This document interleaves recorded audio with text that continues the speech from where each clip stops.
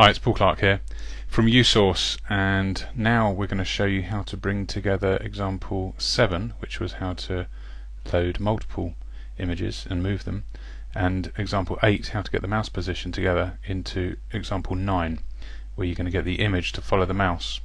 So here I am in the workspace of example 9, and before we look at the code, let's run the app. So here you can see that when I move my mouse, the YOUSRC logo moves until the top left corner of it is on the mouse cursor position.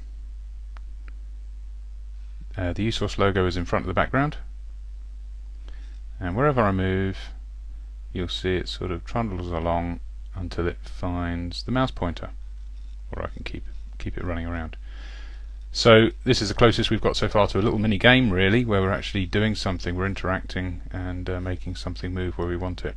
So let's take a look at the workspace, because there's quite a lot to cover here, but all we're doing is bringing together the things that we've learnt in examples 7 and 8. So we've got some global variables that are going to look after the images, so that we can remember the images that we load. We've got image logo and we've got the image back for the background, and then we've got some other global variables. We've got an XPOS, which is the X position of where we're going to draw the logo. We've got YPOS, which is the Y position of where we're going to draw the logo. And we've got something called finished, and that's going to keep track of whether the game is still running or not. So all the code is sitting in one function called start, but start is quite long, so let me take you through it. So just like in example 7, we're going to load the images, and the order is very important. We have to load the background image before the foreground image.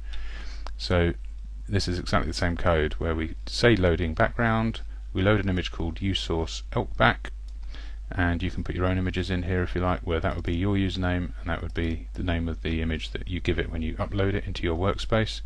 And then we remember that image by storing the value in retval into our variable called imageBack. And then we do exactly the same thing to load the foreground image, which is loading logo. We load this logo image and we save information about it into image logo, so that whenever we want to display that image, we can use the variable image logo.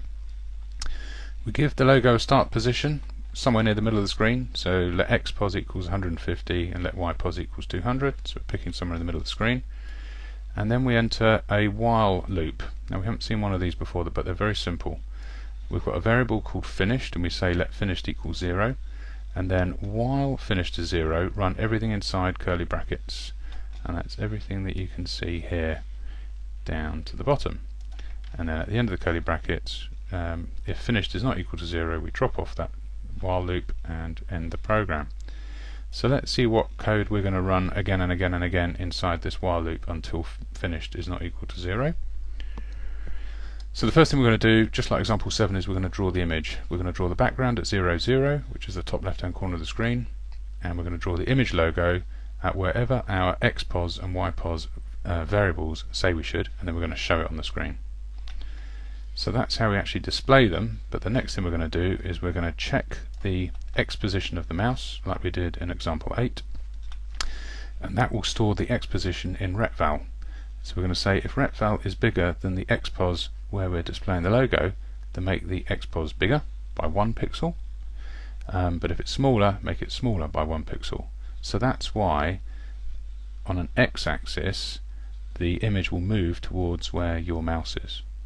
And then we do exactly the same for Y position. So we say mouse get Y, so retval is now the Y position of the mouse down the screen. If we're further down the screen than the logo, then move the logo 1 pixel towards it. And otherwise, if the Y position of the mouse is smaller than where the logo is, in other words more towards the top, then make the Y position of the logo smaller.